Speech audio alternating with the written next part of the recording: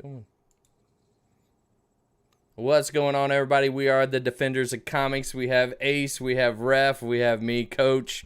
Watch out for Ace. He's a little wild tonight. We are going to talk. Our main comments tonight are going to talk about characters that we wish we could see in the big screen, or should have already been but haven't yet. But we are going to first talk a little bit about Falcon and the Winter Soldier on the finale. And I will throw it over to you all. What do you all want to talk about this? Well, I want to talk about something real quick. If you really like us, could you please smash that like button or subscribe? We really appreciate it, and we really appreciate your viewership. So welcome back. Help us help you. Help me. Help me help you. Show me the money! And tip your bartender if you're entertained. I don't think we have that ready yet, so we can't do that. Okay. Dang it. Product placement. We don't want Kiss. Good. We're not here for Kiss. All right, so who's leading off of the Falcon and the Winter Soldier? What did you guys think? I liked it. Overall. Yes. Great action. I thought it was a little rushed. Okay. I think I feel like they could have taken episode 5 and dashed it with a little more action instead of just total character development outside of the fight in the beginning. Yep. And then they could have fleshed things out a little longer in 6, and then had a really strong action. It was like that, but it was just something weird. It was like, okay, he's going to open the box, and then bam, everything was just go. Mm-hmm. He was flying, and Bucky was there, and Sharon was there, and I don't know. It just felt like the fights, on one hand, I thought the action was subpar outside of Sam's scenes. Most definitely. When he was flying as Cap Falcon, whatever we want to call it, he looks pretty badass. I thought those scenes were really good. But I thought the fight scene with John Walker against the Flag Smashers and Bucky didn't impress me much. I thought those weren't any better than a CW fight. Yeah. And the bad thing is really Bucky was fighting really well the whole time, this whole series. Yeah. And then all of a sudden he was just like there to help people out of a car and drive a motorcycle. Yeah, and then there was that weird scene. I'm like, did that just happen where John Walker and Bucky roll up on the Flag Smashers and they're like, "We gotcha." And then all the cops, surround him like, "See ya." It's like, that's it? We're not going to have a throwdown? Yeah. The Seriously? 1940 man could actually use an app on a phone. Yeah. So I thought that was kind of weak, but I rate the season as a whole though pretty good. I don't think I'm like thinking it was like amazing. I probably still think if I had to pick, I might actually prefer WandaVision just because it was so unique and different. And I thought the battle scene at the end of WandaVision was better than this one. Outside of Sam, he did look really awesome. So. That's gonna bring up an interesting topic, and I want people, if they're in the chat right now or watching this later, what series did you like better, WandaVision or the Falcon and the Winter Soldier? I think what you were saying about that there were certain episodes that were slow and we felt that they could have done more. We felt that in WandaVision. So I almost feel like that's going to be it's going to happen in almost every series, that there's going to be one in the middle that they try to do too much back, view and stuff like that we don't get what we're actually wanting. I agree with that, and I'm okay with it, I guess. And I'm maybe even Wanda's next to last episode was a little underwhelming. It feels like I could see, like, let's say episode 4 was a little slow, and then 5 ramps it up, and then 6 is the big one. It seems like that would be the trajectory you would want, instead of, hey, 4 is really cool, and then 5's dead, and then 6 is all action. I don't know. I think you would want to keep the pace going. Escalated. But escalated. There you go. Well, and but I mean, I feel like, you know, with episode 5, they had a lot of that. It almost seemed like with the boat scene and whatnot, there was some resolution there, and then they bring it back, you know, and then whoops,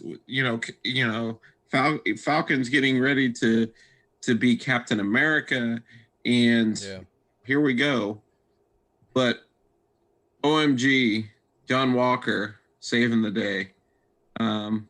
We called it redemption. I like. I'm glad they did that. As I have been hard on John Walker compared to you guys this whole time, and I will say, I really liked his character in this one because you could see it. They did it really well. That he was sympathetic. There was times that he had to fight it.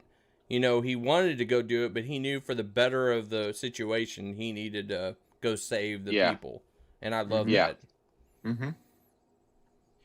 Well, yeah, I agree. So I guess I'm going to go keep on the theme of what didn't work for me, and then we can maybe talk about what did work. And I agree with all of you. John Walker did work for me big time. So I'm excited to see what that's going to bring.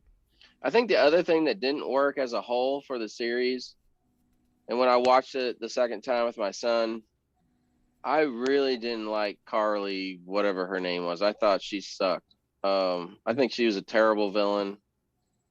I never bought for a second she was leading some big group.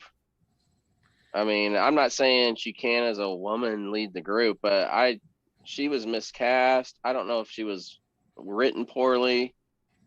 I kind of got uninterested every single time the Flag Smashers came on the screen. It was like, I wanted not to see them.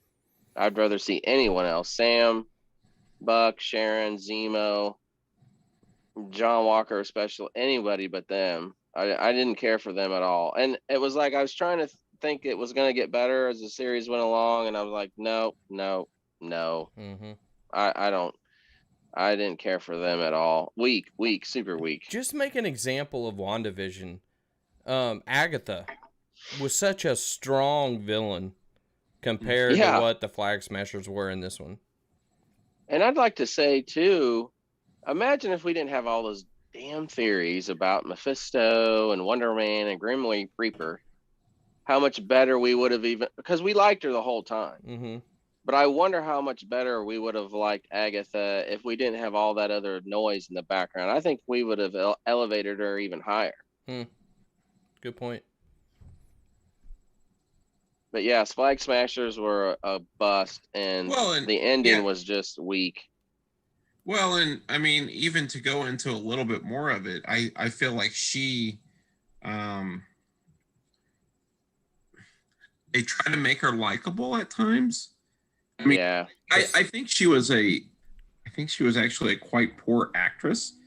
I agree. Wasn't she in Star Wars too? She's in Solo as the Enfys Nest, or I think that was her name. They thought she was bad, but she really wasn't. Yeah, she sucked. She was awful. She was awful. And then kind of at the end, like, what I guess maybe you guys can help me understand this, is there was almost seems like there was political undertones of, you know, we shouldn't really be upset with her. Sam was almost like, we shouldn't be upset with her. We shouldn't really be mad at her. You know? Yeah. It was almost like, okay, you did some villainous stuff here, but, you know, let's going to be happy with you. Okay, I feel there's a deeper undertone with you and you're holding back. So is there more that you didn't like about that situation? You can't just like the speech. Sprinkle the sugar on top. You got to really go after it, or the salt, I should say. No, I don't know if you guys have noticed, but I'm a blonde-haired, blue-eyed guy.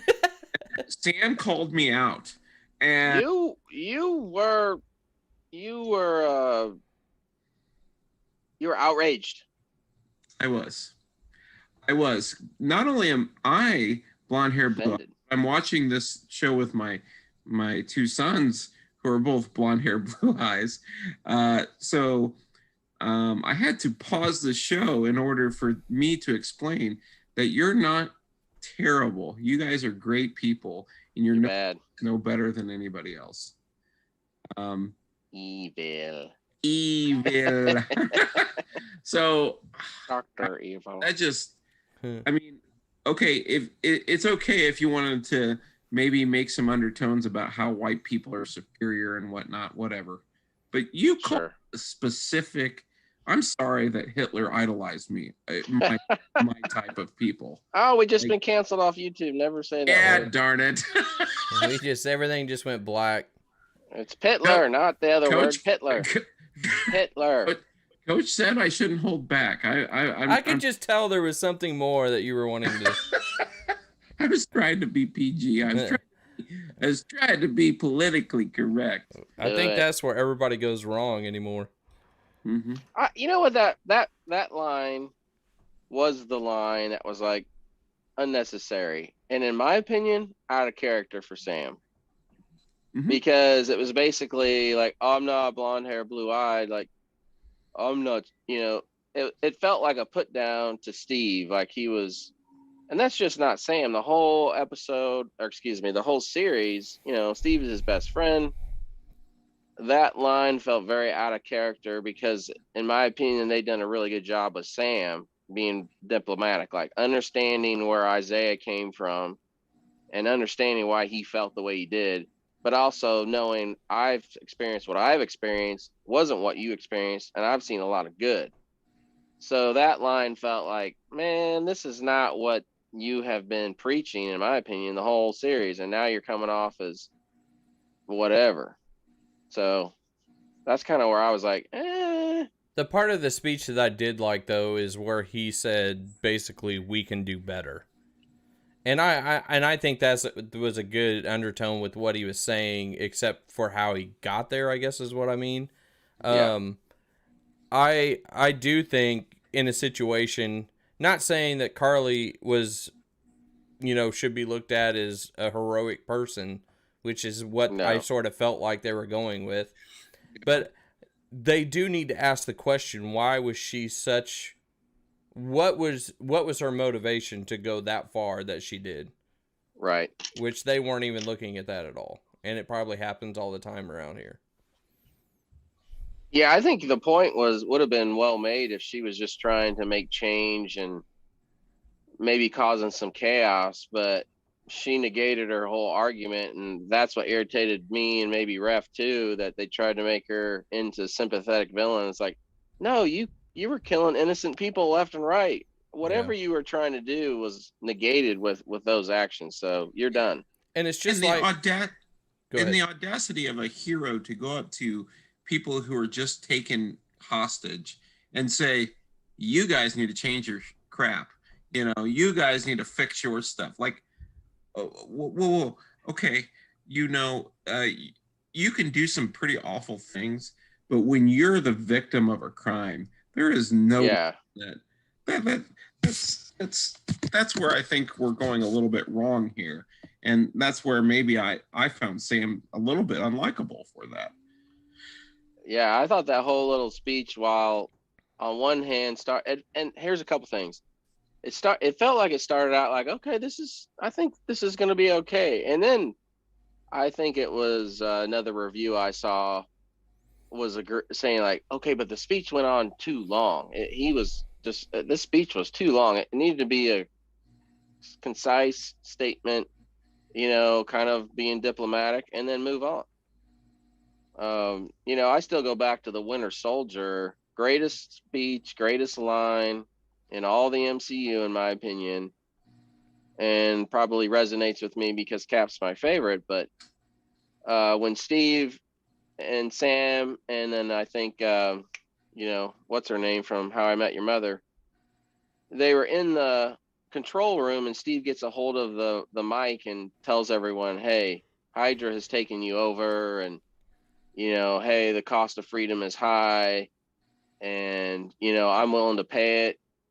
and if I'm alone, so be it, but I'm willing to bet I'm not. And and Sam just is like in awe and says, "Did you prepare that ahead of time, or did you just speak off the cuff? Like, this guy's amazing." And it was just like, boom. That's what you wanted to do. That made a huge impact. Where Sam's came off as preachy and long, there could have been an opportunity to make it really concise and make it much more impactful. But I think what they were trying to do, and this is the part I have a problem with, and I can't tell you how people feel in certain situations because I have no experience, and I probably hope I don't. But with all in the summer when the riots were going on and the protests, I think protests are fine. But when Absolutely. they started now looting and putting stuff on fire and doing all that stuff, and then you heard politicians almost saying they were doing what they felt they needed to and we should support it. That's what the Sam part felt like to me with what he was saying with Carly. Yeah. And that should be no. We can't support this. She should have done it a whole different diplomatic way. And she physically got violent. Where was Sam's speech to her? Where was Sam's speech to her to say, we could have done better? We could have lined up together to make better. Yeah. Like, where is that? Because I think that's straight out of, political leanings to say that, hey, what is it said on, the philosophy in their realm is if they don't hear you the first time, then you have to do extremist type things. Yeah. You have to make more noise. You have to get in people's faces. Rules for radicals. Yes. I'm serious. I think that comes from that. Mm-hmm. So yeah, that's a good point, Coach, is about what Sam was doing. It was like, it doesn't make any sense. It's very, it correlates with what was going on in reality. Like, oh, hey, we're going to justify this horrible behavior. On the one hand, hey, it's sad this, I guess she was a teenager, is dead. But I am also very sorry that she murdered all these other innocent people. So, my sympathy only goes so far. And at the same time, the only reason she's dead is because somebody killed her before she was about to pull the trigger on you, Sam. Because she was going to kill you. Right. There was the look she had was not changing her mind on that situation. Yeah. Yeah, unfortunately with this show, I think you're going to have, both extremes, those that are extremely liberal and we're championing all and adding to things in the show that maybe weren't really there and interpreting things like, okay, guys, that's not really what they were going for. Yeah. But on the flip side too, though there's been some people that are like, this is the most woke show ever. This is like horrible. It's like, okay, guys, no, it's not. There were a few scenes that were questionable, but overall, this series was not trying to I was like, have you watched any CW shows? Because go do that. I totally agree with that. I there's some people that I hope I don't get in trouble with the 500 people that are watching us. I'll go tell them. But with the people that I watch, the high horse that they have gotten on about woke is gotten pathetic. Yeah, it's to the level of insanity, of like no rational thought is actually taking place. No critical thinking is happening here. You're completely ruled by your emotions because you are not thinking in any way soundly. We just got a 10-minute breakdown, by the way, of we might be ending this early. Ooh, 10-minute breakdown. Oh, with the upgrade. They want me to upgrade Zoom. It's all right. Anyway. I don't know. Well, do you want to go to what we actually did like? Yeah, we probably got a little negative. There's a lot to like, so. We're allowed to be negative. We're allowed to push back because, again, I think that's where we're going to get the shows and the voices that we need to within, because Josh can speak more to this, but comic book heroes are moralistically and virtue-esque some of the people we look at and say, okay, that's what a good person will do, you know. So a lot of times, you know, especially these kids, my kids, Josh's kids, you know, Ace's kids, sorry, God, and you even put it on the screen. I'm sorry, I'm the worst, literally. And Coach's kids, you know, like, these are the people that are consuming this. This is just another way that I feel like we're trying to fix things and make things moral. If you want to make it about skin color, if you want to make it about whatnot, that's fine. But don't sit here and isolate a whole population of people. You know, I speak for us blonde-haired, blue-eyed people that say, I'm not a fan of you calling me out to say that I'm, you know, me and Steve Rogers, we're a lot alike, you know, but, you know, we're not bad people for you being good. You know what I mean? We're good on our 10 minutes too, by the way. Okay. Oh, good. Splendid. You don't have to isolate part of your viewership to make everybody feel comfortable. Yeah. And I do, I don't know. I mean, I know that there were situations, and if you remember, it was supposed to come out a lot earlier than it did. And so maybe those situations would have made more sense with the time that there has been in between. I think we've hit it enough, and we didn't need it another time probably in the face. If it would have been, it would have came out when it was supposed to come out, it would have probably been a whole different view on that too. It's a good point. Yeah, I think there's a good possibility of that. So, all right, let's go. Anyway, we gotta get positive. What worked for me? I think we've talked about Bucky really worked for me, and honestly, Sam worked for me most of the time. You know, he really did. It's like my wife loved Sam too. He's like, oh, you know, he's so good. Yeah. You know, and you know, I thought this episode again had its problems. Strangely enough, it's the only episode that's rated rotten in the series on Rotten Tomatoes. Yeah. Now the series as a whole is positive, but you know, when they go episode by episode, the last one's rotten. But you know, like, okay, big deal, John Walker. You know, he did redeem himself in a lot of ways, and loved how they set him up. We got him in the official U.S. agent uniform, even though, like he said, it's the same costume but black. Did you see what he said online? Who, Wyatt Russell? Yeah. No, he was basically saying he was a little disappointed when he saw the costume, like he was looking forward to it the whole time, and then he was like, "It's literally just black." So is that why they use that line? Like, I guess. Yeah. But it was really cool. He got his name, U.S. agent, and they're obviously setting up, you know, a Thunderbolt / Dark Avengers something. So it's got to be Thunderbolt. So like that's what they got to name it, correct? Well, I mean, and this also works. So I'll keep on the theme. You know, it wasn't a shock. Oh, Sharon's the power broker. How did I not see that coming? Oh my gosh, the shock and awe. But I do think it's extremely out of character for her, and I theorize she's not Sharon but a Skrull. And see, if she's Sharon, I'm actually not. I don't like it. And I sort of understand it with how she was treated, but at the same time, with what her family stands for and what she stands for, and then she's just going to be now the power broker and one of the biggest villains around, just sounds horrible. To me, it sounds like, well, that's okay. The Skrull would take her skills and her contacts and start building something and using it as an excuse to go rogue. But anyway, that's my theory too. Do you think? But we'll see. Do you think though this will go towards the Secret Invasion?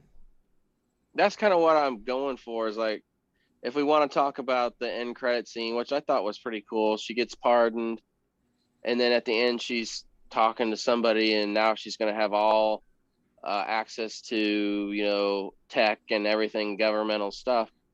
So here's my thing. It's like, are we gonna have like Val's, Elaine? Mm-hmm. Are we gonna have her team, and then Sharon setting up something over here with,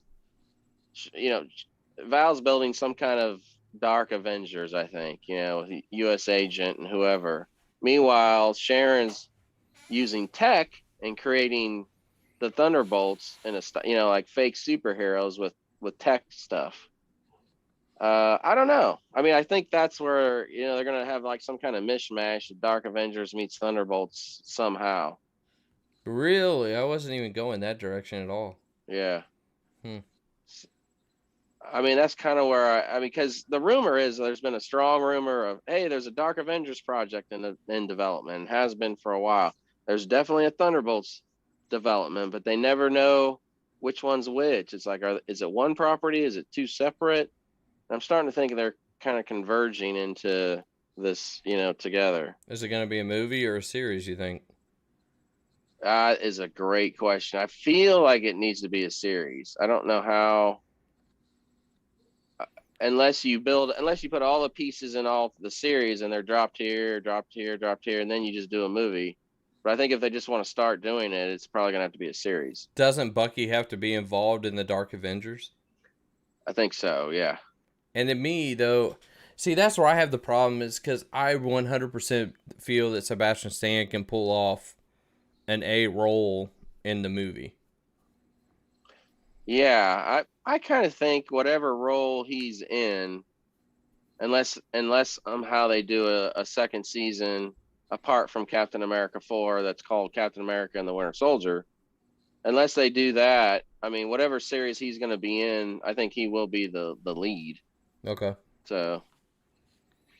All right, so let's talk about the suit. The suit. The suit. The Falcon suit. Yes. What'd you think? Cat Falcon.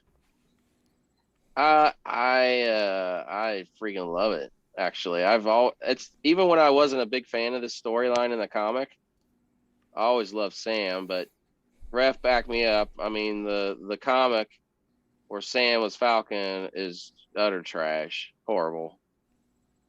It's as preachy and disgusting as you can imagine. But damn, I thought that suit is cool. I really like what they did with the wings. Yeah. On how they did all those little bits and pieces. Did you like that the helicopter bounced off, basically, of the wings and the shield? Oh, yeah. Well, it's vibranium, so, pretty much can withstand anything. Don't get me wrong. We didn't see these wings coming into action, did we? We saw his wings getting broken, right? Mm-hmm. And then all of a sudden he has them back? Well, yeah, but I think the Wakandan made these. Okay. Yeah, this is all Wakandan. I mean, that's where Bucky's like, hey, I need one more favor. Okay. And then Bucky delivers the suitcase to him and says, hey, here, Somebody said, too, like, there's wings. It's the exact same design as the Winter Soldier tunic. And there's, like, Steve had 3 wings, and then Sam has 2. And that's a symbol, like, when fighter pilots are flying over, they have one fall back to honor their fallen comrade. So that was like representing Steve, that Steve is gone. So there's just 2 wings. I was like, oh, that's cool. Yeah. Did you like how baggy the suit was? It's a little ill-fitted on Sam, wasn't it? It needed a little tightening. I think they'll lose I think they'll just go to the goggles. I mean, I think it looks cool with the white stuff that in his ear sticking out, but I think it's going to be too restrictive. I bet they just end up going, when they'll tweak the suit for wherever he comes next, whether it's on the second season or Cat 4. But yeah. What'd you all think? I mean, obviously, I think it's wonderful. I think the colors of it are great. I think it's just super unique all in itself. I'm with you. As much as it's visually appealing, with kind of the headpiece there. I think they're probably going to simplify that. I don't know if that's necessary. Like, it's not very aesthetically appropriate, I guess. Yeah. For his role. And it let's be honest, it kind of whitewashes him a little bit. Like, that's not necessary in my mind for him. Like, we're making a statement like Sam's just as good as anybody else and has the courage and understanding to be Captain America. But we're going to put white all around his face and all around his body. Like, that just doesn't seem like a very diverse choice. And I know I'm probably reading a little bit too much into that, but you crazy. But again, that was the only good thing about the comic series was the way he looked. So I'm glad that they have translated. I mean, I texted Josh when I watched, or Ace when I watched it. That we have to cut you off, Ref. This is an ad product placement. We have a Kiss on their final tour. A&E biography appears in June, and a Netflix movie is coming out next year. Thanks for sponsoring us, Netflix and A&E. Back to you, Ref.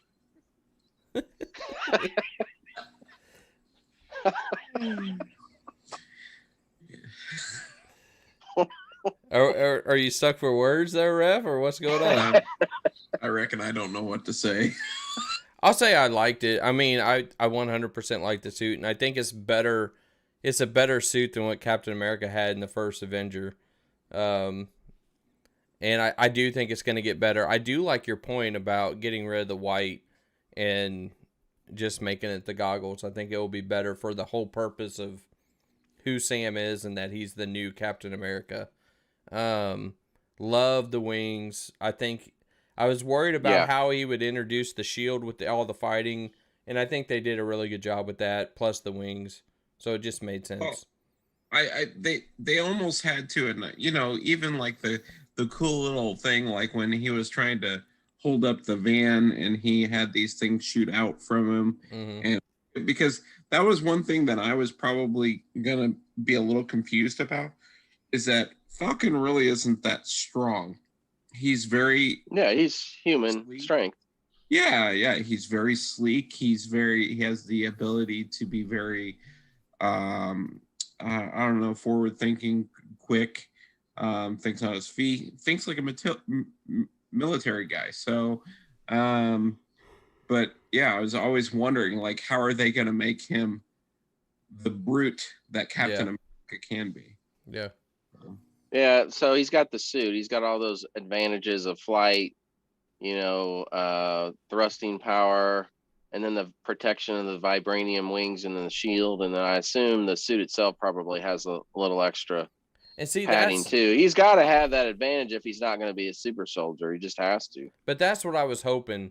I was hoping the suit was going to be a little bit more like a Black Panther type of material and that real tight, that Black Panther was. And then I was hoping that it was going to be from Wakanda and the same kind of technology. But I don't think you're getting, I think it's just the wings that they made that has the vibranium in it. And that's it. Yeah. I'm probably assuming there's at least some protective Kevlar-esque material there, but you're right. No, I don't think the suit's vibranium at all. It's just his wings. Well, I agree. Since when did he become Batman with all these gadgets and stuff? I guess it's interesting that he has those abilities. He went to the multiverse and came back, and now he's gadgeted up. That's a good point. Everyone's Tony Stark these days. Just he doesn't have the money that Tony Stark does. Because Tony Stark didn't pay him. Nowhere near. All right. Still don't get that. You have anything else on Falcon and Winter Soldier? What do you guys? Okay, my opinion is, what do you guys want to rate the show overall? And then, Coach, like you said, You know, how does it compare to WandaVision? So as the second Marvel Disney Plus show, I mean, we can kind of rank them after we see Loki and then Hawkeye and etc. But what's your guys' ranking? As of right now, if I had to pick between the Falcon and Winter Soldier and WandaVision, I'm gonna. I would probably go with a Falcon and a Winter Soldier because I like the fight scenes better. But Yeah. man, some of the very good I think the stories were better on WandaVision. Now, as far as actors and actresses, I don't know if you can tell me anybody else has done as good as Elizabeth Olsen. Unless we're talking Sebastian Stan. I agree. So I would give her performance still above anybody else, and Sebastian Stan's next.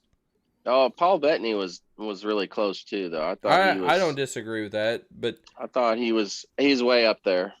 Well, and you have in WandaVision, you have the supporting cast of Monica Rambeau and you know, Jimmy Chu and like. And Darcy. I liked all three of them really well. Yes. Yeah, and Ralph Boner. Who could forget Mr. Boner? That was still stupid. So, I mean, I would.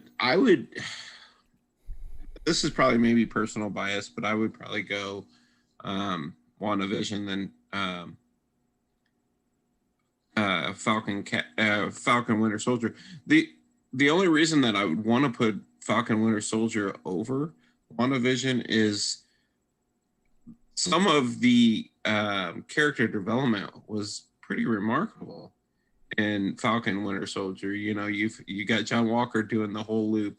You had the friendship or the hatred of Falcon and Winter Soldier at first, and you know the development of that. Like I feel like overall it did way better with character development. Mm-hmm.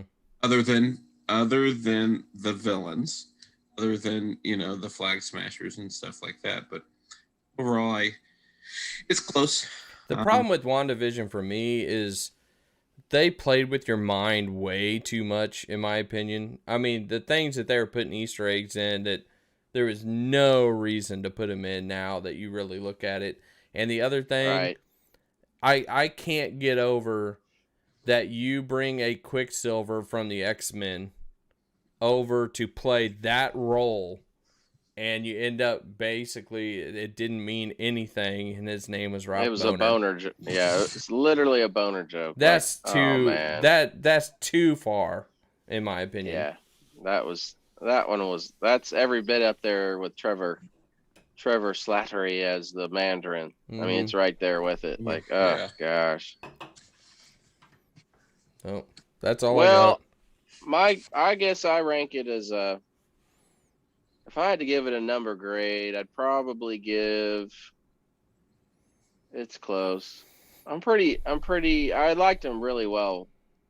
I'm gonna have to say I guess I enjoyed WandaVision overall better. Even if I think back on it, I'm like, man, I felt satisfied at the end, aside from Boner. Whereas Falcon, I'm just a little like, I don't know, there's something missing for it. I think I just could not stand the freaking Flag Smashers to a pretty high degree. Like the main villain just wasn't a villain. Was terrible. The Asian gentleman on the team, I was like, that guy should have been the Flag Smasher. Like, he had more charisma, more leadership than whatever Carly was doing. That guy should have been the leader of the group, but I would have believed it. With her, I just didn't. But I do love John Walker a lot. So, and Bucky, got a little preachy for me. I'm probably giving WandaVision an 8 and Falcon, Bucky a 7.5. So now the only thing I'm gonna trump you on WandaVision on one thing. The fact that the episodes were 27 minutes to less than 30, with the credits being almost half as long as what the actual show was. That drove me nuts. The credits that was irritating. I mean, the credits are long on Falcon too, but Yeah, but at least they just get 45 plus minutes every time. yeah, but that's what they were going for. I mean, they did get longer. I mean, especially in the beginning, they were like, "Hey, we're doing sitcoms, so we're not doing 45-minute sitcom." Yeah. So, although I kind of forgot about Zemo though, he might have to nudge it up by his performance alone. So, Except no mask. now that was the other thing. Come on, man. It still doesn't equal Ralph Boner. It doesn't, but it's like, hey, fans, we're giving you the mask for one 10-second scene with he just randomly puts on a mask. You saw it as much in the trailer as what it was in the show.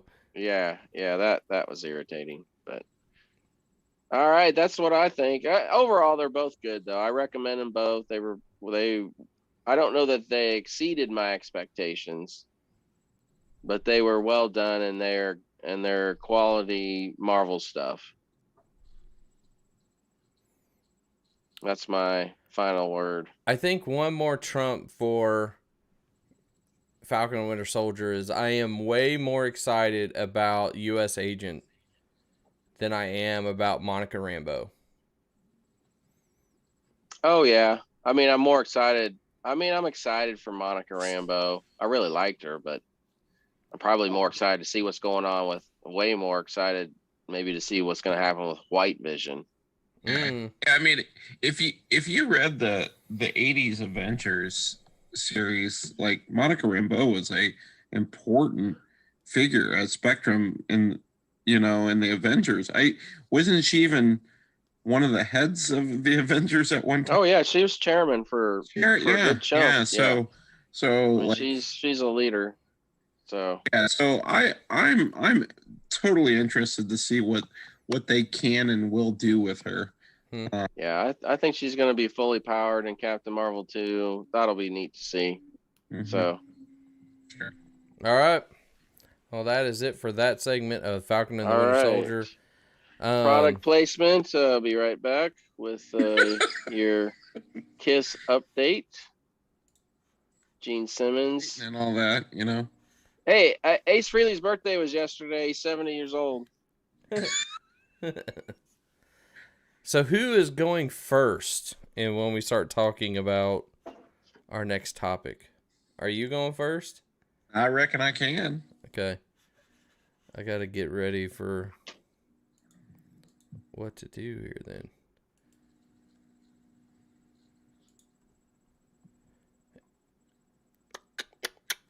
I think this is going to be a cool segment. So I guess we just jump right in. So this segment, we are going to talk about either Marvel characters or DC characters that we want to see in a big film movie, not just in a little series or something like that. But at the same time, we're picking people that have not been in any TV series or any movie even at all. I wish, Ref, you had your flag, because I'm mad that I don't get to pick Nightwing. Because you already said Dick Grayson has already been. He was in as Robin. Stan. He wasn't as Nightwing. Nightwing is too important. If you're conferring with me, I would believe that a appropriate Nightwing has never been done. Not true. Titans is one of the #1 streaming shows on HBO Max. I do like Titans. The whole season. I do like Titans. And I can't disagree with you, but at the same time, he has not been on the big screen. It's coming. It needs to, because he's a great, great character. Well, yeah, Dick Grayson's one of the all-time greatest characters ever. That's true. I completely agree. All right, so who's going first? Are we playing paper, rock, scissors, or are we just making the rookie go first since he won't do TikTok videos? Gork. Refs up. Who are you doing first? Which one? Etrigan or Hyperion? I want to do Etrigan. Okay. And go. Wait, is that the demon dude? That's the demon dude. All right, so I got yes, sir. Etrigan, Yeah, why is Etrigan Yeah. cool to you, and what would make him a good presence on the screen or HBO Max? Well, I am fascinated with the spiritual elements, and really, to be honest, I feel like DC has really been the only comic company that's actually done and been very successful at doing spiritual characters. And now you could go into Wanda and whatnot and do all that kind of stuff, but really, like we're talking Judeo-Christian understandings, and Etrigan is really cool because of I don't know. I just got really excited when Ace kind of introduced me to some of the cool things, from the past 10 years, even before I started. One of the things I really liked was Shadow Pact. Shadow Pact was a group of kind of spiritual characters. They did some very spiritual things. And I just think that he is meant, but here again, and Ace and I have talked about this before, is like, he probably will never make it to the big screen.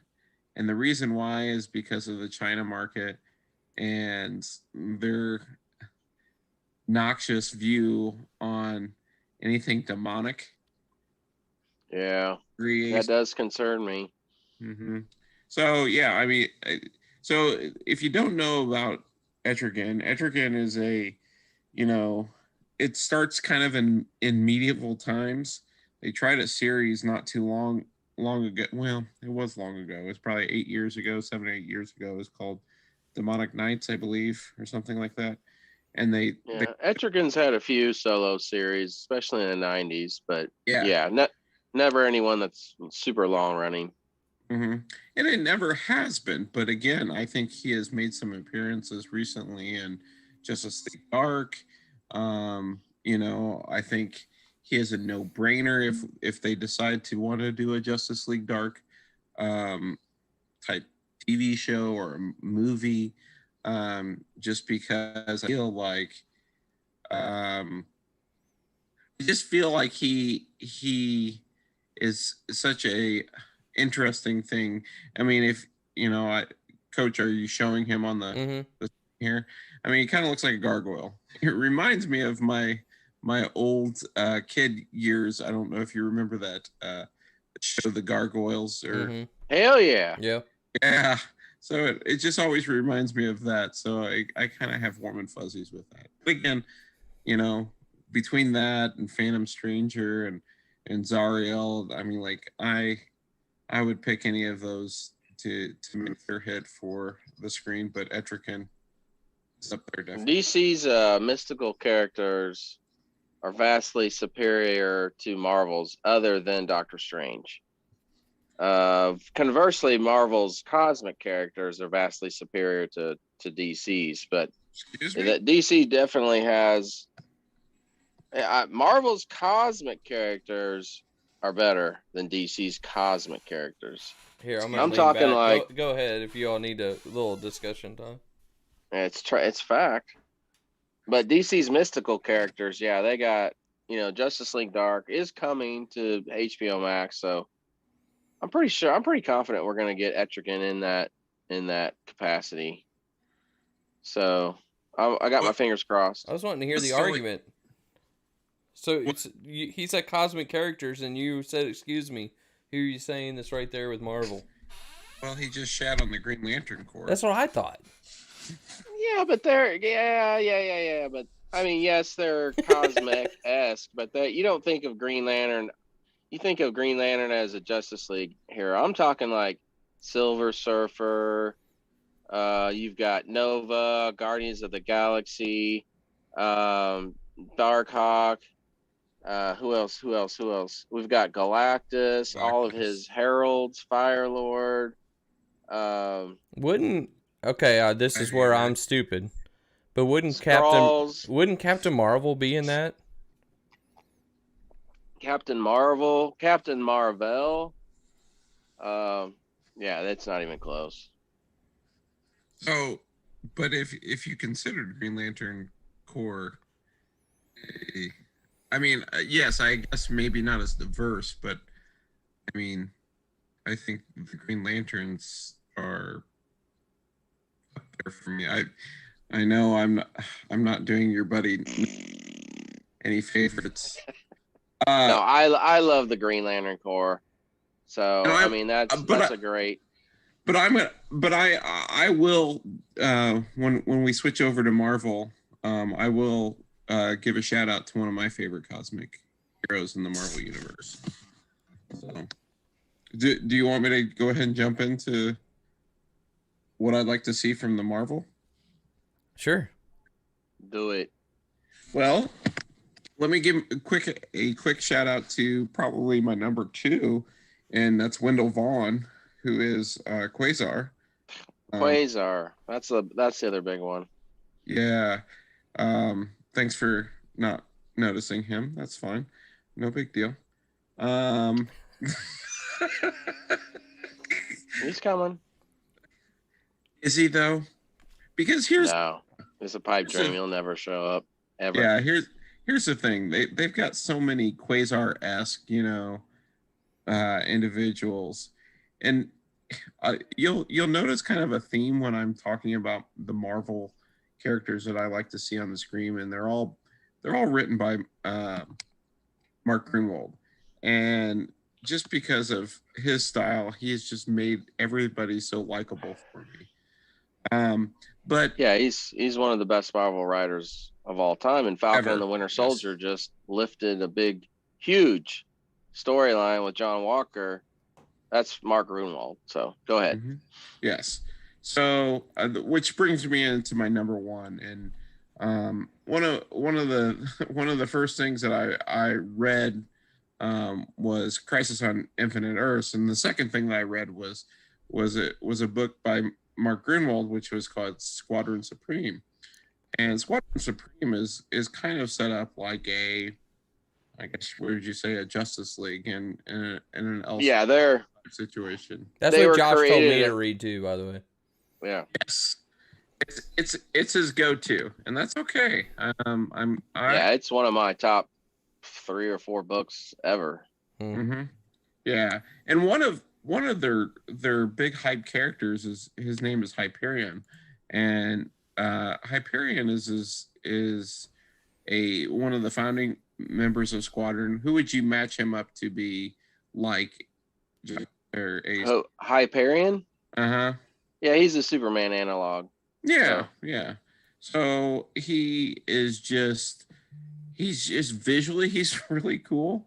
But here's again where we get into a little bit of trouble, and I think it's Marvel's it's Marvel's fault a little bit, is they've kind of watered him down over the years. They've given him, hey, he's on this earth and he's like this, and he's on this earth and he's like this, but he's just overall a really cool character.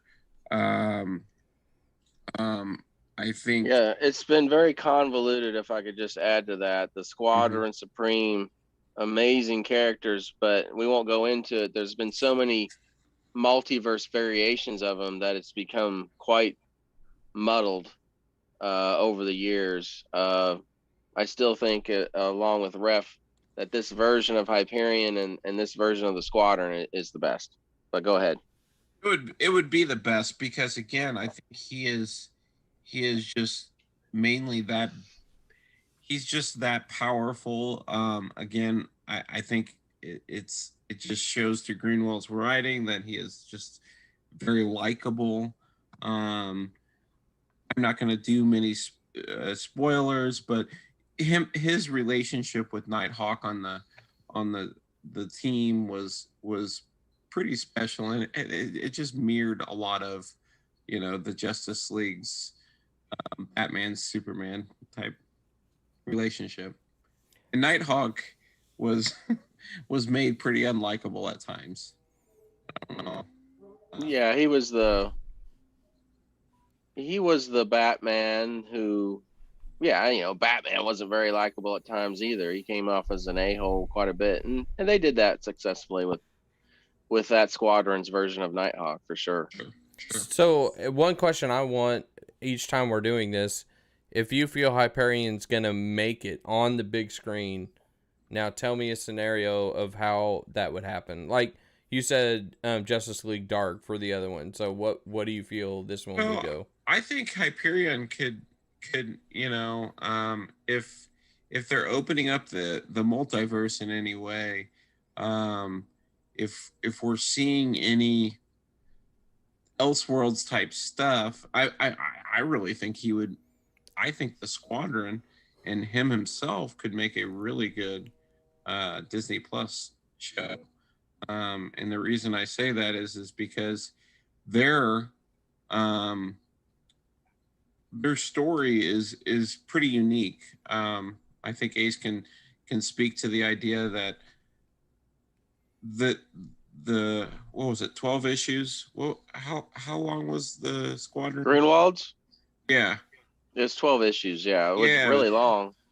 That 12 issues though was a pretty defining thing where they battled, this and they were brainwashed in different ways. And tons of ethical questions were brought up about what you would do as all-powerful beings. Would you let humans do what they need to do, or would you take control because you think you know what's best and you're only trying to do what's best for humanity? And all kinds of great ethical questions. That's why that story still resonates today, in my opinion.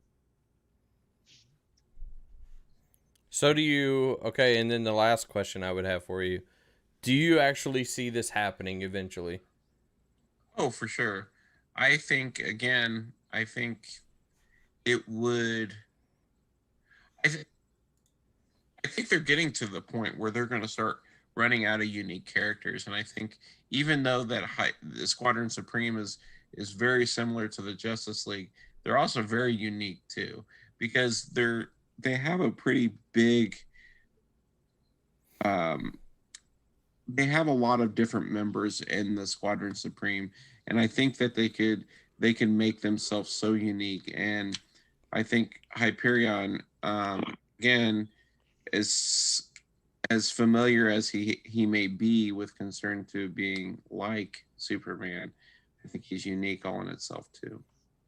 I got a theory about where they're gonna appear now, and I'm basing it off of heavy rumor. The heavy rumor is that they're gonna make an appearance in Loki. Loki's traveling worlds and time. Now that's a rumor from some really good sources, but they can't confirm it. But here's what I think, and real quick in the Squadron Supreme story, it's piggybacking off of a storyline in the Defenders, and their world's been like kind of really messed up, partially destroyed, and that's why the Squadron takes these extreme measures to get things back on track. I think it would be really super cool if they spun out of Loki. They're in an episode, let's say, and like Ref says, they become a Disney Plus show. And they'd be crazy not to just adapt the Grunwald storyline in a Disney Plus series. And the reason, and you think to yourself, well, they're not going to freaking do a Justice League ripoff character. I disagree, because Feige loves to one-up Marvel. And fast. And how he's like, hey guys, you guys can't flip and do a Justice League movie. And the one you put out, finally, that's actually good, you want to disown and not continue. Putting the I'm going to do a out. Disney Plus. I'm going to do a Disney Plus version of Justice League, and it's going to blow what you did out of the water. I'm going to do it better. So I think there's a real good opportunity, and I think he would do that. That's crazy. Well, and I mean, as much as I love the Squadron Supreme, they had a couple characters that were just. What was the little tiny guy's name? Tom Thumb. Oh yeah, Tom Thumb. He's the analog for the Atom. Yeah, he was pretty goofy looking and acting, and he didn't do it for me. Well, he was a little person, and so you've already cast Peter Dinklage in as Tom Thumb. I mean, it's just how it's going to be. Wow. But yeah. Do you want me to go next, or? Go for it. Ace want to finish? Well, I think a little differently than you all. Evil. I like going to villains. Oh, jeez. And I'm going to go a villain that a lot of people actually probably have never even heard of, to the majority. But He's I got a think fan following, though. this is a Marvel villain, and I think it could be, if done right, it could be the Joker of Marvel. And I just think... And mine is Arcade. And Arcade, if you don't know, has a big thing called Murder Worlds. And what he does is he will take a hit. Basically, he killed his father that was a billionaire, but he will take hits and charge $1 million and then make this big murder world to kill them. And one thing that I think is cool that he has done, that they actually did it before the Hunger Games, is with the X-Men, I believe, correct? That he put a whole bunch of them in one world and they all had to kill each other, and there would only be one person that would remain alive. And I know that's dark, and I don't know if Marvel would do that kind of dark character, but could you imagine this character being in Marvel with, like, I'm going to say his name wrong, but Marlon Wayans, I think, could play this character very well. Marlon Wayans. And that's who I would put in it. I know it's, African American instead of white, but I want Carrot Top. That would be good too, but he's a little weird looking. He is very weird looking now. But he doesn't look right. If you remember in the comics, there was a big Spider-Man and Captain Britain, and they were taking on Arcade. Oh, that's still one of my all-time... That's the first appearance of Captain Britain in the U.S. So then I think if we could get Captain Britain, then there's where you would have Arcade also. Yeah, that'd be cool. Ref it, or Coach, if you want, there is a book called Avengers Arena where Arcade is the villain, and the book kind of created a half of them are brand new Avenger creations, because they kind of use them as cannon fodder. But that it is, it's an island and they're trying to get off, and a lot of them don't make it, and you find who's pulling the strings. Well, it's Arcade, and it's good. If you want to read that and you like Arcade, I recommend it highly. I don't really think it will ever happen. I mean, unless they tweaked his villainism a little bit more towards the Joker. But I just think he is a really good villain that's not a supernatural type of villain. He's just an evil thinking. That's why I like the villains in DC so much more, is because they're not... A lot of them aren't this big galaxy villain like what we're seeing in Avengers. It's the Joker. It's Two-Face. It's... Right. The Flash is street Lex Luthor. Villains and Right. Yeah. That's what I really like. So I think that's why Darkseid resonates so well into DC, because there isn't a ton of Darkseids out there. Yeah. But I think you're right, Coach. I think Arcade, I think he's probably been thought of pretty heavily. I wouldn't count him out. I would not count him out ever appearing. I think there's a better than 50% chance he could show up someday. Well, I think we all think that Captain Britain is showing up soon. Yeah, I definitely. And that's where I'm hoping the direction it could go in to introduce him also. I concur. But do you think Captain Britain will also team up with Spider-Man, or do you don't think that will happen? No. So they could be on their own thing. I mean, that was just a Marvel team up issue. So, Spider-Man teamed up with everybody. So, I think he would be a perfect villain. MI13 over there in England with the Black Knight. I mean, that's the rumor. Black Knight, Captain Britain kind of have their English hero. maybe Union Jack, maybe Pete Wisdom. I think that's a high probability of that happening. That'd be cool. Now, my next one is also a villain, but we're going DC. And I think Josh will like this a little bit. But press the unsubscribe button. Whenever you'd like. We bring you this product placement by Paul Stanley. Did you know Peter Criss is 74 years old? Back to you, Coach. My next one is Bizarro. I think it is time that he is on the big screen as a main villain against Superman. And I don't know why they haven't done it yet, really, because... I cannot believe it. How have we not seen Bizarro yet? I don't understand. Do you think they're worried about how... I know the communication is different and how he would talk. What do you think are the hiccups on why they won't bring him in? I honestly think it's more story driven. Because whenever you try to get Superman on the big screen, they freaking automatically always want to go to Lex. And because we haven't had a Superman that's hit, like Brandon Routh didn't make it, and Henry Cavill has kind of stumbled, we just haven't had the opportunity to have Superman movies to where we could finally get a decent Bizarro.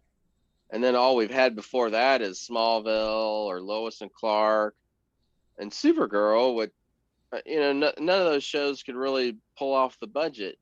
Maybe Supergirl could now, but they couldn't do the budget to do Bizarro right. So I think it's more story driven of like it's just never been where they are at with any given story with Superman. So well, and I mean in the comics recently they've made Bizarro kind of more of a like this dum-dum that they just kind of try to guide in the best way as they can. You know what I mean? Yeah, I haven't read any of those because, you have all those trades. But yeah, I don't know. Rev, have you actually read the Outlaw trades with Red Hood and Artemis? Because I have not yet. Yeah, I've read the first two, and they're going on this approach where again they're he's this blank slate that they're just trying to kind of right the ship with. Okay, yeah, because they've had a lot of different versions of Bizarro the last few years. Sometimes it's actually Bizarro from Bizarro World, like another planet, and then other times it's a failed clone of Superman that Lex Luthor has created, and then that's Bizarro. So which one do you like the most? I probably like the clone version. I think the whole Bizarro world is very Silver Age and kind of silly. I mean, that's the version we saw back in the Super Friends and all that. But yeah, that's what I remember. Yeah, but the version they've really kind of stuck with more nowadays, and I don't know what this current version is, Ref. I really don't. But one of the more recent ones was the failed clone of Superman, and so he was Bizarro. Do you like that they always are? It's like a Frankenstein, basically, almost. That's what the feel is of what this character is. Yeah, I think that's I like that approach. Because the other one was, oh, look at that. The other one was Gold. just where he's Was that the Golden Doodle? That's Booster. A little Booster. Not so little. Didn't look real little. But yeah, I mean, the the Bizarro from Bizarro World, at least to me, always seemed kind of corny. And it wasn't until John Byrne did the revamp in the 80s where they made the clone. And I was like, ooh, now he feels a little, like you said, Coach, a little more Frankenstein, a little more threatening. I probably prefer that version. Okay. I don't think it will ever happen unless they, like you're saying, can find a Superman and have back-to-back, to-back movies. You know what, Coach, though? I think we could have some hope is Superman and Lois. You think? I do. I mean, look at the budget on that show. And not this season, but it's been renewed for season 2 already. Yeah. I think if it runs multiple seasons, which I think it will. I mean, look how long Arrow and the Flash have ran. And it's well liked. It's well liked, and the ratings are #1 on CW. So I think we could definitely see a quality Bizarro on this show. So I think that's our best hope. Okay. All right. So you are up. All right. Well, this is a no-brainer. I got my shirt on. For Marvel, I'm going with Richard Ryder, Nova. He's been one of my favorite characters forever. He's part of the Nova Corps, which is pretty much the Green Lantern Corps of the Marvel Universe. So, he was created in 1977, I think. I want to say Marv Wolfman created him. He was very much the attempt at capturing the Spider-Man style. A young high school kid getting powers he didn't quite have a handle on. So he was very much in that vein. He's never quite broken out to complete A-list, but he's got a huge fan following, or cult fan following. He's got web pages dedicated to him, and over the years he's just kind of grown in stature. A lot of times they didn't know what to do with him because the series ended after 20 some issues, and then he kind of floundered for a while. And they reintroduced him as part of the New Warriors in the early 90s, and he became a part of that group for 10, 15 years. And then that title finally ended, and he kind of went back to just making sporadic appearances. And then Annihilation, the Annihilation storyline happened, and it catapulted Rich into, really, he got to be kind of A-list there for a brief moment. He finally got super, super powered. He was always pretty strong and powerful, but he was next level. He was probably could take on Thor or Superman at his power level. Wow. Because the rest of the Nova Corps was utterly destroyed. He was the last member after the Annihilation Wave, and so he became one with the Nova Mind, or not the Overmind. That's the Eternals, but Unimind, I think. And by doing that, he absorbed like the whole power of the entire Nova Corps force. So he was super overpowered. And at that point, he spun off into a very successful solo series again, and things were going along really, really good. And then editorial changes came along, and editorial pretty much dipshit Casada, Ref and I's favorite person, freaking torpedoed most of the Cosmic line. Guardians was on fire at the time. Nova was on fire. There was a lot of good things happening with Ronin and Super Skrull and some other characters, and they torpedoed it. A lot of it ended, and then they tried to relaunch it later, and it was garbage. But so Nova is waiting in the wings. He's the most requested character to come to the big screen. Everyone asks Feige all the time, "Where's Nova? When's Nova coming?" He's like, "Oh, he's coming. He's coming." So fingers crossed that he is. All the sources say the movie's in active development, although I think things have changed slightly, and I think he's going to be more headed to a Disney Plus series as opposed to a movie, because the movie slate seems to be just getting jam-packed. So you think he's going to be on a standalone himself? He's definitely going to be a standalone movie and or Disney Plus show. That is 100% confirmed. Okay. What we don't have 100% confirmation is if it's going to be Richard Ryder, the real Nova, the one that everyone likes, or the pile of hot garbage, shit trash that is Sam Alexander. If they go that route, I'm gonna burn my whole Marvel collection. That's it. I'm done. At the big bonfire, folks. I'm gonna burn it up. I'm gonna call bullshit on that one. You catch me in the right mood, I'll do it. But all indications on most of the sources say that they're gonna have Rich, and it's kind of like a Ted Kord, Jaime Reyes, Blue Beetle situation where they'll bring in Sam later, and he'll be, kind of tutored by Rich or whatever. By the way, Unfinished Business just said you won't burn it. I call BS. You don't know that. I'll burn it to the ground. Prove it. We're from the Show Me State. Show me. I'll take one comic I don't give a crap about, and I'll burn it up. It won't be Nova, but I'll burn it. I'll burn it. I'll burn it. Damn it. So that's Nova. I mean, he's one of my personal favorites. I think he's going to be a huge hit. Visually, he's very striking to me. Will they make him more powerful than Captain Marvel? Well, let's just be honest, guys. Not in this world. Let's just call a spade a spade. Captain Marvel will henceforth going forward in the Marvel Universe will be Superman level powerful. No one will beat her. That's just how it is. And we know why. So, by the way, Unfinished Business says, thanks for going live. Gives me something to listen to as I write notes. Writing notes are the funnest thing in the world. Product placement by Eric Carr, who has passed away in 1991, but is still with us in spirit.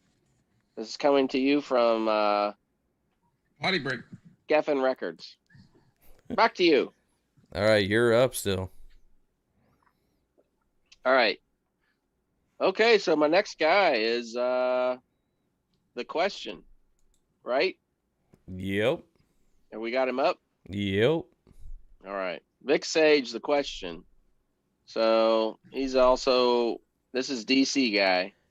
So whereas Nova was a cosmic level powerhouse, Vic Sage is your street level vigilante, no superpowers, just an extremely gifted martial artist. And he's right up there with Batman as far as being a detective. Really? So you got a couple major detectives in the DC universe with Batman, and then the Elongated Man, and then probably, The Question is right there with Ralph. Ralph is an extremely gifted detective that sometimes his goofy nature doesn't give him the credit, but he's really good. So yeah, The Question visually, I think he's also fascinating. He's one that grabbed me as a kid. The whole no face thing is amazing. It wasn't until later that I found out he's not really a original DC character. He comes from Charlton Comics, along with Captain Atom, Blue Beetle, Peacemaker, as well as another character lesser known, Nightshade, and Thunderbolt, Peter Cannon, the Thunderbolt. And all six of those we've talked about several times. All six of those Charlton characters were analogs for the Watchmen. And they were supposed to be used in the Watchmen, but DC at the last minute got cold feet and said, hey, we just got a hold of these characters. We don't know if we want you to do with them what we know you're planning to do. And so he said, okay. And he just basically changed them up with a new name and tweaked them a little bit. So, but those were really supposed to be the characters.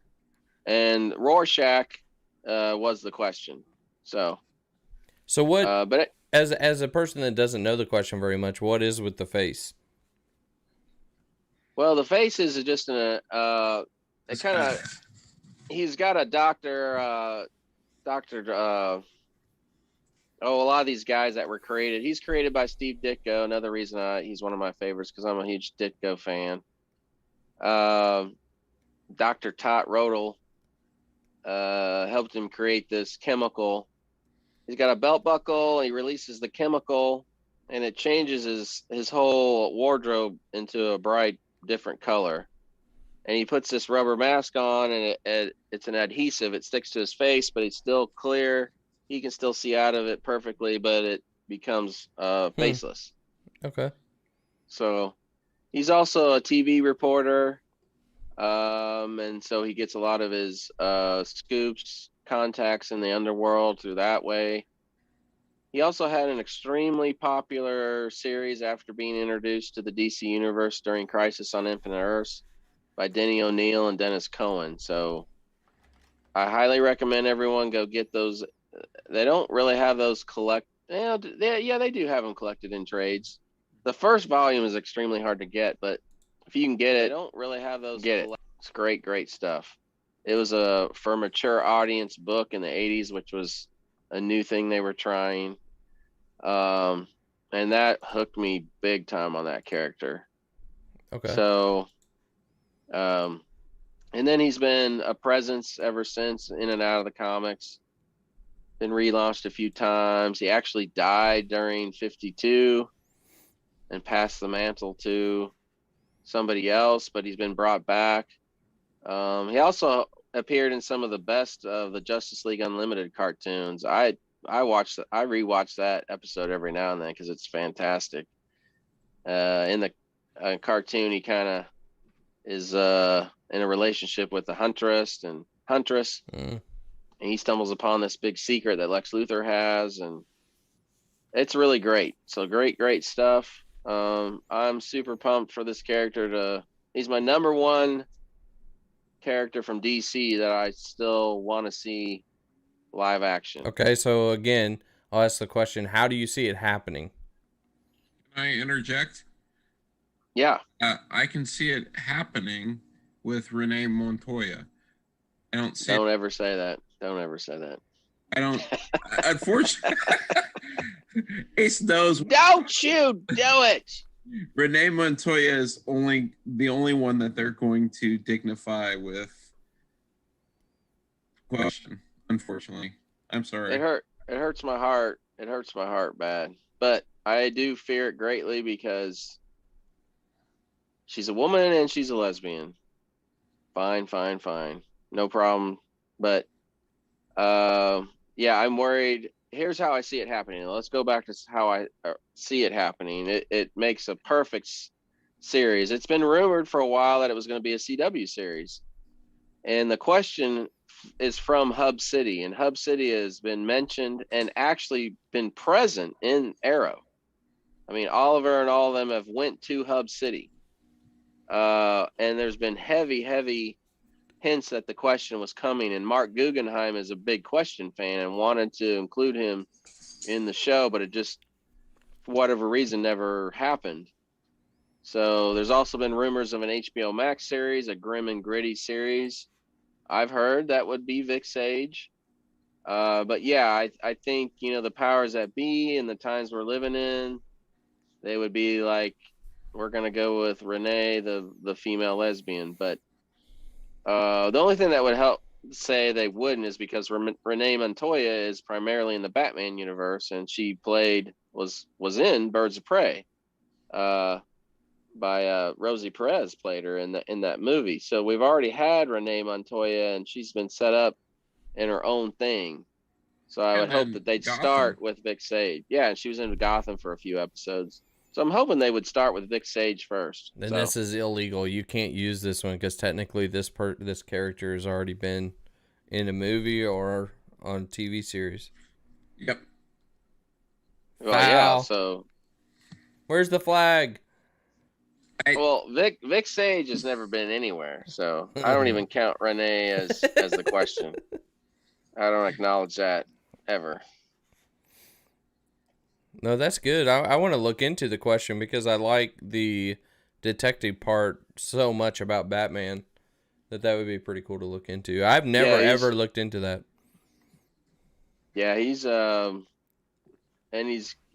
to be, and he's really into like theories, conspiracy theories. That's why you really take a minute. Just, I don't know if you ever, 20 minutes and go, oh gosh, I can't remember if it's season 2 or 3 of Justice League Unlimited. Just look for the question episodes. There's like 2 that feature him. Okay. And they'll give you a real good sense of who the question is. Okay. So, no, also that's the interesting. Booster Gold episode. Yes. I can't believe that wasn't yours. He wants to do an hour on Booster Gold. Yeah, although technically Booster Gold was on Smallville, so sorry. And he was pretty good. It was a really well done Booster Gold on that one episode. Unfortunately, it's one episode. So. And they crapped the bed with Blue Beetle. Oh, Blue Beetle was rough, but we're getting a movie of that. So. Truth. Now, I think we're done with our little character part. So I have a question, and it doesn't need to take very long. But I did the TikTok today, and I know it was a very, grain of salt rumor. But do you think the Punisher and Spider-Man could actually have a movie or something going forward? I just don't know where he gets that. Yeah, I think it's a possible. I mean, it would only be an appearance from the Punisher in a Spider-Man movie. I just don't. I don't know that I see it right now or how that would work, because if we were in the 90s, oh yeah, that'd be and Marvel was as successful then in the movies as they are now. Yeah, that would happen yesterday. Punisher versus Spider-Man, because the Punisher was #1 with Wolverine in the 90s, and he was just everywhere. While the Punisher's still popular, he's nowhere near as popular as he was in the 90s. Yeah. So I don't know. I would love it. I mean, I really would. And especially if they kept the same actor from the Punisher on Netflix, I think it would be fantastic, actually. But I don't see it happening. Know. I feel like John Barenthal would make Tom Holland cry like a little baby. I mean, I would love for it to happen. I don't think it's going to happen. I mean, as crazy as this new Spider-Man movie is supposed to be, like, well, maybe you do get a quick glimpse of the Punisher, but I don't know. You got to focus more on Craven, though. I mean, I think there's more of a draw with some of those type of characters. I mean, we've gotten a lot of the big characters, but I think there's still a lot more to come with Spider-Man. I mean, they're doing Craven movie. I mean, that's happening. They have a director and everything. So I just also don't think it will happen, just because of what happened with the White House and the whole Punisher shirts and all that kind of stuff. I don't think Disney will make some big movie with the Punisher because of that. That's a good point. I think they're not going to abandon the Punisher. I mean, there was some small rumors about that, but I don't think they're going to do that. He's too popular. But I do see it more like, if the Punisher comes back, which he's rumored to do, and John Barenthal is coming back, the same with Charlie Cox and Jessica Jones, that they're going to be used on the Disney Plus side of things. I don't, especially the Punisher. You're right. He's not going to be plastered up on the big screen. I don't see it either. Okay. Then my last thing I want to talk about, and if you all have more, go ahead. But you're going to have to explain this, because I don't really know exactly what it is, if it's virtual or what. But DC Fandom is coming back, and it looks like October 16th of this year. Oh, yeah. It was so good last year. It was... so it was all virtual? Yeah, it was really cool. It's just a whole it's a whole day, and you go onto YouTube and plug in your code that you want to join, and you watch all day long. It's a panel after panel after panel, and they get the cast. It's like you're at a convention and you're at all these panels, but you get to do it at home. It was dang cool. That's where you got the first Batman trailer, got the first images of Black Adam, announcing who was going to be in the movie with there, and then of course they had a Wonder Woman trailer, which hadn't premiered yet. Obviously, they had the first look at the Suicide Squad. Then announced Shazam 2 was officially a go with the title. So and then comic stuff too. It was cool as hell. It was really cool. Yeah, I think it really fulfilled us comic guys' hearts, because of, the idea that, we get panels. That's part of the joy of going to a convention, is going to those panels. I can tell my kids that I went. What is happening? Mister's really enjoying his piggy. my gosh. Mister, you're killing me, bro. Um, so yeah, just being able, like, I think one of the coolest things that I can tell, my grandchildren going forth is like, hey, I saw Jason Momoa before he was Aquaman, at a convention or something like that. You get to know what things are coming, what wheels are turning, stuff like that. I think DC is really knocking it out of the park a little bit. Yeah, I mean this year is gonna, like, if they do it in October, we'll have had Suicide Squad already, but we'll have probably a huge look at Batman because it'll be coming out in a few months after that, and then you're gonna have Shazam 2, which will have been filming, and they'll have Black Adam's filming, and The Flash. They're gonna have so much footage of stuff to show. Green Lantern Corps, HBO Max series is supposed to start filming in September. So October they'll probably have even some snippets of footage to show. You're gonna have Peacemaker. You're gonna have new announced movies like Zatanna that they have going, Blue Beetle that's supposed to be in production by the end of the year. There's so much stuff that they're gonna want to announce. Static Shock is getting closer. I don't know if so they keep saying Hour Man's gonna happen too. That's an odd one. As much as I love Hour Man, that's just a really obscure random character to pick for a project. But what happens at one of these things? Because from a person that's never been to one, now I have been to like St. Louis Cardinal Winter Warm Up, where it's a big room and you're basically going around and getting autographs, and they every once in a while puts people up on stage and talk, about certain situations and stuff like that. So what, as a person that's never been to one, and I know this is probably going to be virtual, but what actually goes on? Is it like vendors and... Well, yeah, I mean, this DC fandom had like some vendor thing that you could try to buy things, but it's not the same as an actual convention. I mean, they did this because of COVID. Mm-hmm. But they found it was so successful, and people were like, whoa, just do this all the time. So they are. But yeah, I guess in order to describe what a usual convention is like, you would go to this big, huge, massive convention center, and there's vendors everywhere selling comics, toys, T-shirts. Then there's just mounds of videos and DVDs and paintings and original art. Then you have Artist Alley, where Joe Blow is trying to sell you his original comic. So it's just miles of all of that. And then you get a brochure that tells you all the panel times. And so you leave the big open convention area and go to these breakout sessions that are in these other rooms of the convention center. And that's where you have panels. And so you might have a Superman panel.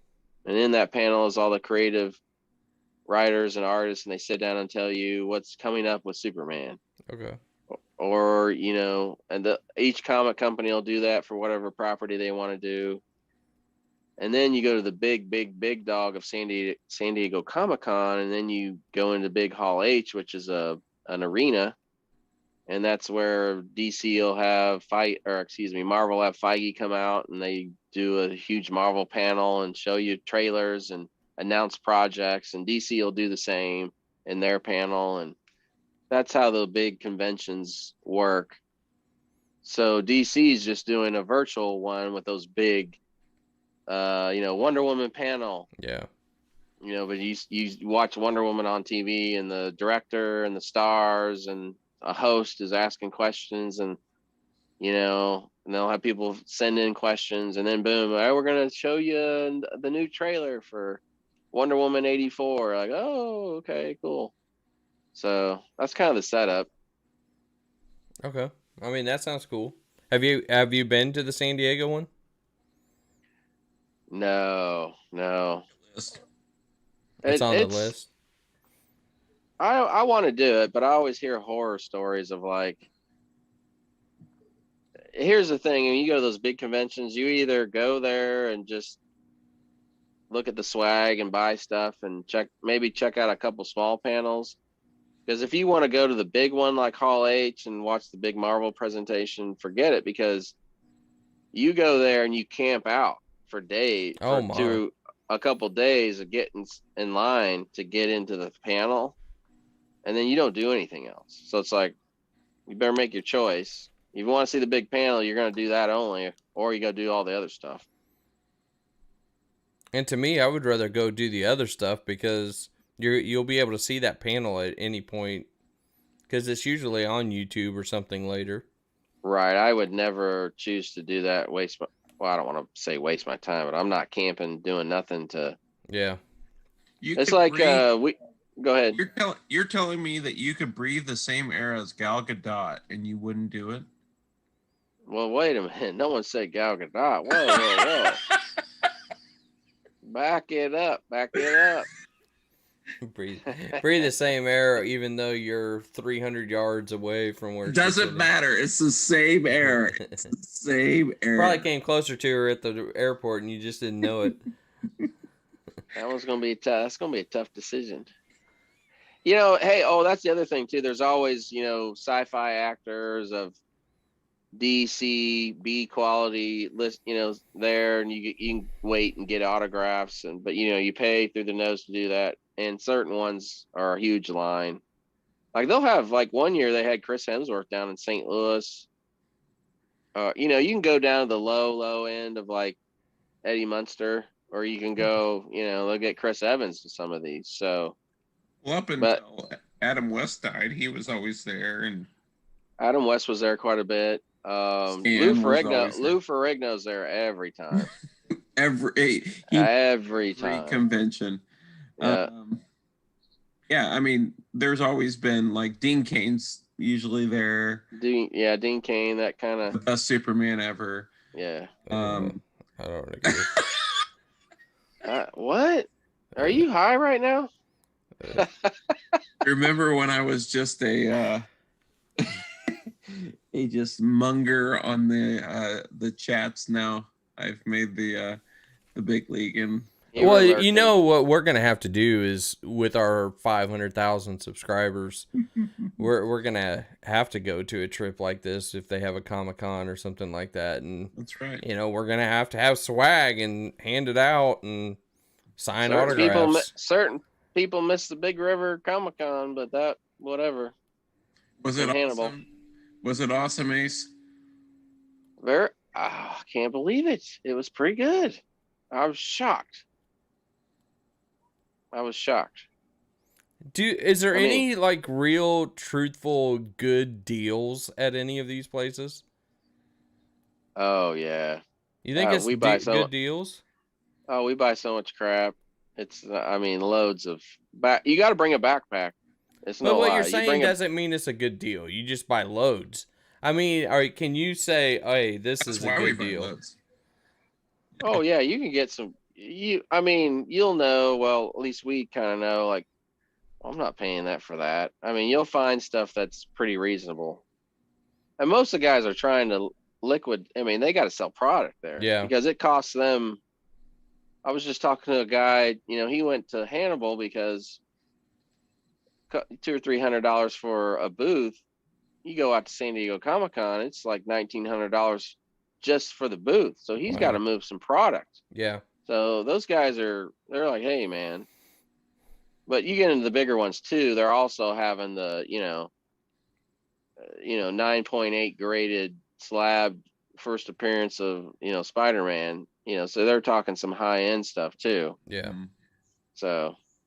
Yeah, you usually, and there's all kinds of deals to be had there because people are trying to move product. So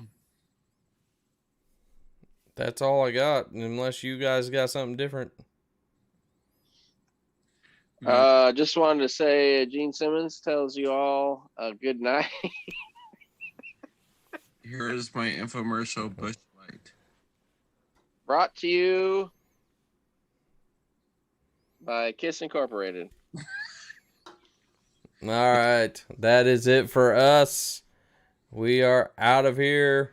We will be back at some point next week. Oh, hey, quick announcement. Invincible was renewed for seasons 2 and 3 today. Dope.